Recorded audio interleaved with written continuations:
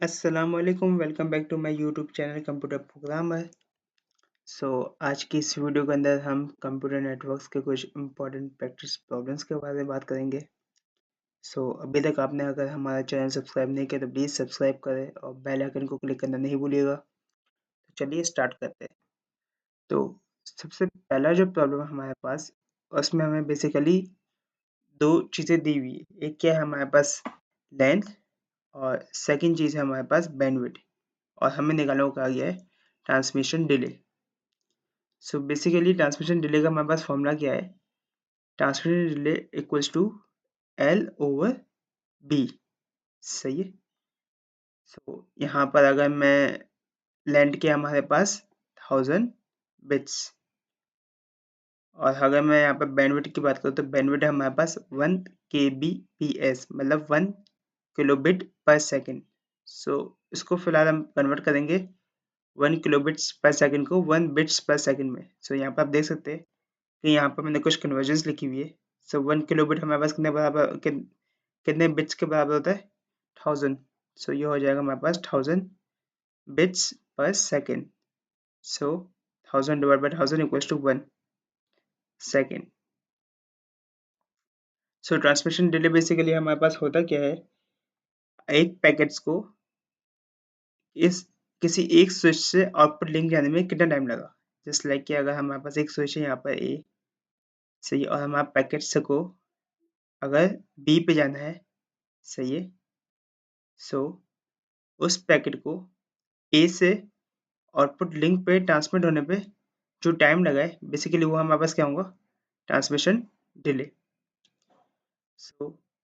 अब अगर हम इस एग्जाम्पल को थोड़ा सा अलग तरीके से देखें कि अगर हमारे पास लेंथ गिवन हमें 1 किलोबिट, सही है, और बैंडविड्थ है हमारे पास 1000 बिट्स पर सेकेंड।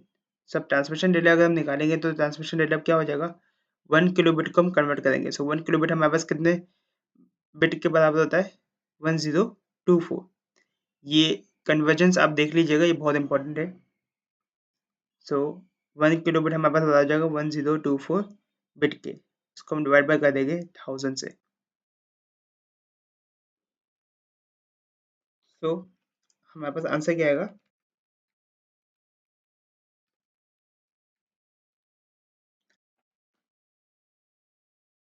1.024। अब चलते हैं नेक्स्ट क्वेश्चन की तरफ।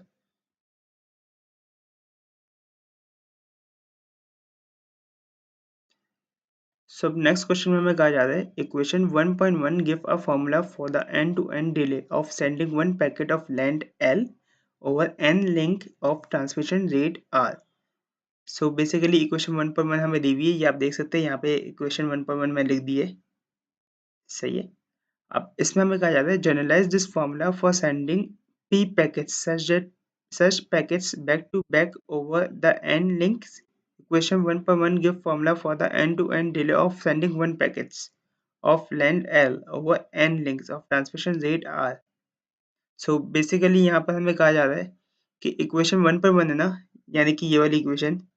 ये बेसिकली हमें फॉर्मूला इस चीज़ का है कि अगर एक पैकेट को हमें ट्रांसमिशन रेट निकालना है एक पैकेट का, बेसिकली वो क्या होगा, वो होगा हमारे पास n links into L over R. L के हमारे पास लेंथ और आर के हमारे पास bandwidth, transmission rate, sorry, R हमारे पास ट्रांसमिशन रेट, सही है। अब हमें इस फॉर्मूला को यूज करते हुए पी पैकेट्स का फॉर्मूला बनाना है, सही। ये हमारे पास कितने पैकेट्स का फॉर्मूला था, 1 पैकेट का, और हमें बनाना है पी पैकेट्स का फॉर्मूला। अगर हम बात करें 2 पैकेट्स की, कि अगर 2 पैकेट्स को हमें एंड टू एंड डिले निकालना है, क्या होगा वो, वो हमारे पास हो जाएगा N L over R plus L over R, सही है। और अगर हम इस फॉर्मूला के अंदर थोड़ी सी चेंजेस करें और फाइंड आउट करें कि 3 पैकेट्स के लिए हमारे पास क्या फॉर्मूला बन जाएगा, 3 पैकेट्स के लिए हमारे पास क्या फॉर्मूला बन सकता है, N into L over R plus L over R plus L over R. और अगर इस फॉर्मूले को हम थोड़ा सा और सही करके लिखे तो ये हमारे पास क्या बन जाएगा, N into L over R plus 2 L over R. इसका मतलब ये है कि फर्स्ट पैकेज को जो टाइम लग रहा है उसको हम मल्टीप्लाई करें n से, बाकी जो पैकेट्स है वो हमारे पास हो रहा है L ओवर R, सही है। सो अगर P पैकेट्स की बात करें यहाँ पर, सो P पैकेट्स में कितना टाइम लगेगा, जो पहला पैकेट है उसको मल्टीप्लाई करेंगे हम n से, और बाकी जो पैकेट्स है मतलब कि P-1 पैकेट्स उसको मल्टीप्लाई करेंगे L ओवर R से। तो हमारे पास ये फॉर्मूला बन के आ गया है P पैकेट्स का। सो जो नेक्स्ट क्वेश्चन है हमारे पास, उसमें हमें कहा जा रहा है consider an application that transmit data at a study rate. For example the sender generates an n bits unit of data every k times unit where k is small and fixed. Also, when such an application start, it will continue running for a relatively long period of time. Answer the following question, briefly justify your answer. So basically हमें एक application के बारे में बताया जा रहा है जिस पर जो डेटा ट्रांसमिट हो रहा है वो एक स्टडी रेट पे हो रहा है, यानी कि बीच में कोई डिले नहीं आ रहा है या अनएक्टिव या एक्टिव वाली स्टेट नहीं है। बिल्कुल एक स्टडी रेट पे आपका डेटा ट्रांसफर हो रहा है, एंड बिट्स आपके ट्रांसफर हो रहे हैं बिल्कुल के टाइम्स के अंदर, सही है। और हमसे पूछा क्या जा रहा है, would a packet switch network और a circuit switch network be more appropriate for this application, why. Basically सबसे पहले समझते हैं कि पैकेट स्विचिंग और सर्किट स्विचिंग एप्लीकेशंस कौन कौन सी होती है। सो अगर पैकेट स्विचिंग एप्लीकेशन की बात की जाए, सो वो एप्लीकेशन जो रियल टाइम में जिनके अंदर ट्रांसमिशन डेटा नहीं होता है, जस्ट लाइक कि डेटा ट्रांसमिट नहीं हो रहा था रियल टाइम के अंदर। सो वो एप्लीकेशन में कौन सी होती है, पैकेट स्विचिंग की एप्लीकेशन। जस्ट लाइक कि अगर आपको कोई ईमेल सेंड करनी है या आपको कोई फाइल डाउनलोड करनी है, सो वो एप्लीकेशन ना फ्लेक्सिबल भी है और रियल टाइम में डेटा ट्रांसमिट भी हो रहा है। लेकिन अगर हम पैकेट स्विचिंग की बात करें, तो ऐसी एप्लीकेशन जिसके अंदर आपको रियल टाइम चाहिए, जैसे लाइक कोई गेमिंग एप्लीकेशन हो गई या आपको क्वालिटी अच्छी चाहिए, सो जस्ट लाइक कोई वीडियो कॉन्फ्रेंस हो गई, सो ये सारी एप्लीकेशन हमारे पास होगी सेकेंड स्विचिंग में। अगर हम यहाँ पर देखें, सो यहाँ पर बेसिकली हमारे पास एक जो डेटा है वो स्टडी रेट में जा रहा है, सही है। सो इस जगह पे हमें है ना सेकेंड स्विचिंग की ज़रूरत होगी। Second switching will be more appropriate method for us because for a fixed time of k, the host generate fixed size packets. So यहाँ पर आप देख सकते हैं जस्ट लाइक कि मैंने बताया कि फिक्स साइज के पैकेज जनरेट हो रहे हैं फिक्स टाइम में। सो इसलिए यहाँ पर सेकेंड स्विचिंग एप्लीकेशन ज़्यादा फिजिबल रहेगी। अब जो नेक्स्ट क्वेश्चन हमारे पास क्या है, suppose data package switch network is used. The only traffic in this network comes from such application as described above. Furthermore, assume that the sum of the application data rates is less than the capacity of each and every link. Is some form of conjunction control needed? Why? So basically conjunction कब होता है, जब बहुत सारे packets एक switch पे जमा हो जाए, राइट। लेकिन यहाँ पर कहा गया है हमें कि जो sum of the application data rates है, जो एप्लीकेशन से जो डेटा आ रहा है हमारे पास या एप्लीकेशन से जो पैकेट्स आ रहे हैं जनरेट होके, वो बेसिकली लेस है, सही है। किसके लेस है, किससे ये हमारे पास लेस है, ये बेसिकली लेस है हमारे पास capacity of each and every links. So जो लिंक है बेसिकली, अगर यहाँ पर बात करूँ मैं स्विच वन की, और ये लिंक है हमारे पास और ये है हमारे पास स्विच टू। सो ये बेसिकली हमारे पास जो कैपेसिटी है इस लिंक की, सही है, वो हमारे पास बड़ी है किससे, एप्लीकेशन के जो पैकेज का जो साइज है, सही है, जो पैकेज साइज है उससे ये बड़ी है। सो जाहिर सी बात है जब अगर ये कैपेसिटी ज़्यादा होगी पैकेज साइज से, तो कंजेशन हो ही नहीं सकती। सो अब यहाँ पे क्या लिखा है, as in mention the question the capacity link is more than the sum of the rates of the application, so it's hardly possible that there occur any kind of congestion. अब जो नेक्स्ट वन हमारे पास है उसमें हमें कहा गया है consider a circuit switch network in figure 1.13, जो कि मैंने यहाँ पे बनाई हुई है साइड पे, आप देख सकते हैं। Recall that there are 4 circuits on each link, सही है, हम देख सकते हैं कि हर लिंक पे 4 सर्किट्स है, 1 2 3 4। What is the maximum number simultaneous connection that can be in progress at any one time in this network? So circuit switch में हमें पता है कि जितनी लिंक्स होती है उसके बराबर कनेक्शंस बन सकते हैं। जस्ट लाइक कि अगर मैं ए टू बी की बात करूँ, सो ए से बी के दरमियान जो लिंक्स है हमारे पास, वो है हमारे पास 4। सो कितने नंबर ऑफ कनेक्शन बन सकते हैं हमारे पास? 4।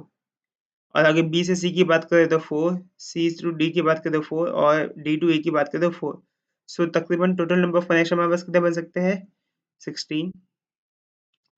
Suppose that all connections are between switches A and C. What is the maximum number of simultaneous connection that can be in progress? So अगर हम A to C की बात करें, so A से C जाने के हमारे पास दो रास्ते। यहाँ तो हम पहले A to B जाए, फिर B to C जाए। यहाँ पे हम पहले A to D जाए और फिर D to C जाए। So ये बेसिकली पूछ रहा है हमसे कि साइमल्टेनियसली कितने मैक्सिमम नंबर ऑफ कनेक्शन बन सकते हैं A से C तक। सो अगर हम पहला वाला रास्ता यूज करते हैं, सो हमारे पास कितने कनेक्शन बनेंगे? 4। सही है। और अगर सेकंड वाला रूट यूज करते हैं, सो कनेक्शन कितने बन जाएंगे हमारे पास? 4। So total number of connection कितने हो गए हमारे पास? 8। So basically maximum number of connection कितने हो गए हमारे पास? 8। Suppose we want to make 4 connections between switches A and C and another 4 connection between switches B and D. Can we route these calls through the 4 links to accommodate all 8 connections? So basically हम पूरे 8 connections बना सकते हैं। 4 connections हमें बनाना है A to C और 4 connections बनाना है B to D। So अगर हम है ना जस्ट लाइक कि पहले मैंने डिस्कस किया कि A to C जाने के लिए हमें ना अगर B वाला रास्ता लेते हैं, so अगर लेट्स सपोज करते हैं यहाँ पे मैं अगर B वाला रूट लेके 4 कनेक्शंस बनाऊँ, so क्या बन सकते हैं हमारे पास?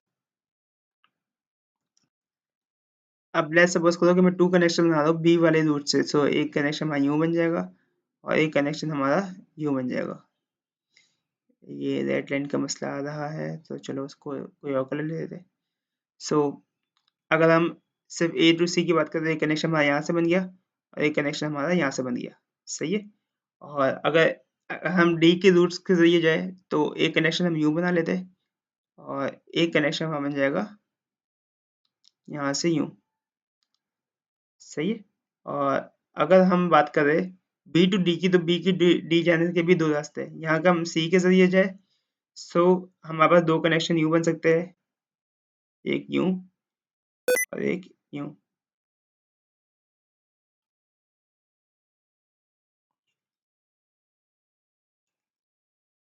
सही है। और अगर हम बी टू डी जाते हैं ए के रास्ते के जरिए, तो जो जो ये फर्स्ट और लास्ट लिंक है ये तो हमारे पास ए टू सी के लिए रिजर्व्ड है। सो हम जो बीच की दो लिंक है उसको इस्तेमाल करके कनेक्शन बना सकते हैं। सो एक यहाँ पर कनेक्शन बन जाएगा और एक यहाँ से कनेक्शन बन जाएगा। So basically yes is possible. तो अब चलते हैं नेक्स्ट सवाल की तरफ। सो क्वेश्चन नंबर 5 काफ़ी इंपॉर्टेंट सवाल है। सो इस सवाल में हमें कहा गया है review the car caravan analogy in section 1.4। So ये मैंने नीचे सेक्शन 1.4 की डायग्राम लगाई हुई है।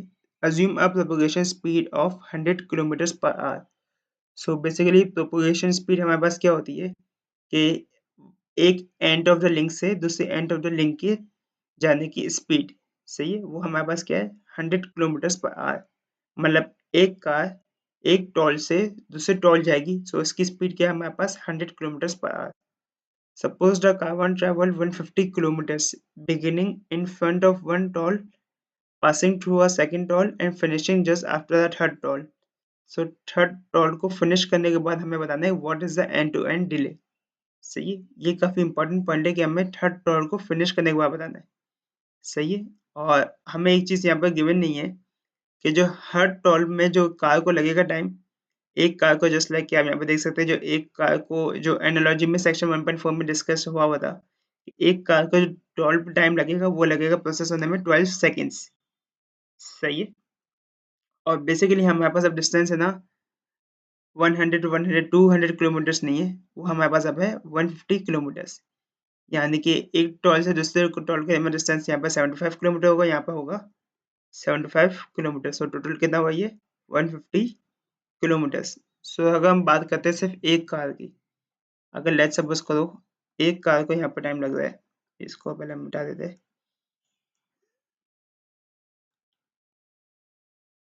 सो अगर हम एक कार की बात करें सो एक कार को एक टोल पे प्रोसेस होने में कितना टाइम लग रहा है? 12 सेकंड्स। सो हमारे पास टोटल नंबर ऑफ टोल कितने? 3। सो यहाँ पे एक कार को लगेंगे 36 सेकंड्स और प्लस अगर यहाँ पर टोटल डिस्टेंस कितना हमारे पास 3 टोल्स के दरमियान मतलब कि 3 टोल्स के दरमियान डिस्टेंस हमारे पास गिवन है 150 किलोमीटर्स और कार की स्पीड है 100 किलोमीटर्स पर आवर, यानी कि कार को कितने मिनट्स लगेंगे? 90 मिनट्स लगेंगे 150 किलोमीटर्स को कवर करने में। सो अगर हम 90 मिनट्स यहाँ पे लिख दें, सही है। और अब अगर हम इसको हम अपने जो सपोज किया था 1 कार, अब इसको हम सपोज करें टोटल नंबर ऑफ कितनी कार्स है हमारे पास कार 1 में? 10 कार्स, सही है। ये भी हमारे पास ना सेक्शन 1.4 में डिस्कस हुआ हुआ है कि हमारे पास बेसिकली जो 10 कार्स गिवन है एट द स्टार्टिंग, यहाँ पे लिखा हुआ भी है बी पार्ट में। सो ये भी यहाँ पे भी लिखा हुआ है 10 कार्स कार 1। सो बेसिकली अब 10 कार्स को कितना टाइम लगेगा? अगर एक कार को 36 सेकंड्स लग रहे 3 टोल से पास होने में, तो 10 टास्क कार्स को हमारे पास लग जाएंगे 360 सेकंड्स।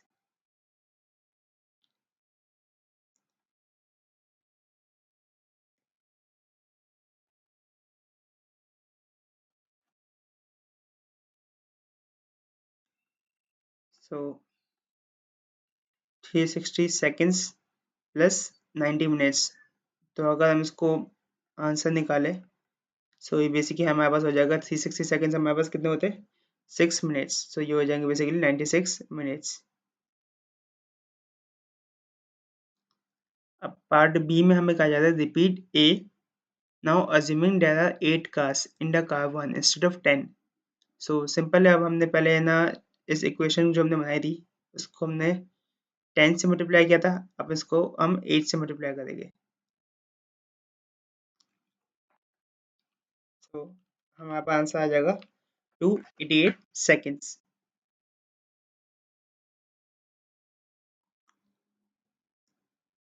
सो आप इसको खुद कैलकुलेट कर लीजिएगा कि 288 सेकंड्स प्लस 90 मिनट कितना हो जाएगा टाइम।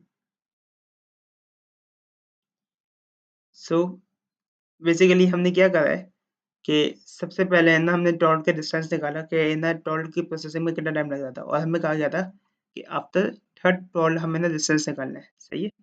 तो हर टॉल पे ना हमें एक कार को 12 सेकंड्स लग जाते हैं। तो सबसे पहले वाला जो पार्ट था उसमें हमारे पास 10 कार्स गिवन थी। सो मतलब कि अगर हम एक टॉल का टाइम निकालें तो वो होगा हमारे पास 120 सेकंड्स और 3 टॉल्स गिवन थे तो इसके वजह से हो गया हमारे पास 360 सेकंड्स। और बेसिकली जो टोटल डिस्टेंस था वो था 150 किलोमीटर्स जो ना ट्रैवल किया था कारवान ने, और इनकी स्पीड क्या थी? 100 किलोमीटर्स पर आवर। सो अगर 100 किलोमीटर पर आवर स्पीड है, सो 150 किलोमीटर को ट्रैवल करने में कितना टाइम लगेगा? 90 मिनट्स। सो इस वजह से हमने यहाँ पर 90 मिनट्स लिखा है। और सेकंड पार्ट में हमारे पास डिस्टेंस बिल्कुल वही है, 150 किलोमीटर्स ही है और कार की स्पीड भी 100 किलोमीटर्स पर आवर है। बस जो चेंजेस है वो ना 10 कार्स की जगह हमारे पास हो गई 8 कार्स। सो बस हमने ए ना 36 को मल्टीप्लाई कर दिया 8 से।